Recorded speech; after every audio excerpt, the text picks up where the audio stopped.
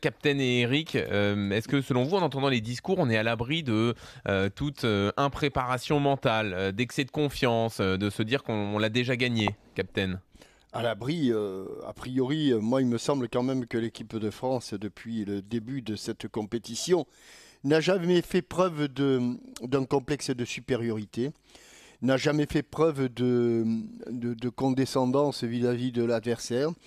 Je crois qu'au contraire, il y a eu beaucoup de respect, parfois même, parfois même de la crainte. Je pense que contre la Belgique, il y avait véritablement de la crainte avant de rencontrer cette équipe et de la crainte justifiée.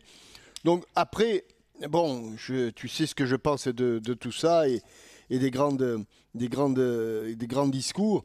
Ce qui est certain, c'est que en tout état de cause, moi, ce que je ressens, c'est que si le public est très, très, très optimiste, Mhm. j'ai, tu sais, on croise beaucoup de Ah oui, oui, les gens gens sont optimistes, hein, bien sûr. Oui. très Mhm. optimistes, à mon goût trop optimistes. J'ai le sentiment que les joueurs d'abord, parce que c'est quand même le plus important avec le groupe et tout ça, et les observateurs le sont beaucoup moins. Ils sont réalistes, ils regardent ce match-là, cette préparation, avec beaucoup de respect pour ce que les Bleus ont fait, beaucoup de respect pour ce que la Croatie a réussi jusqu'à présent, et puis ils se disent que bah, c'est probablement l'équipe qui réussira le meilleur match qui l'emportera. Ouais. Est-ce que l'équipe de France va réussir un bon match?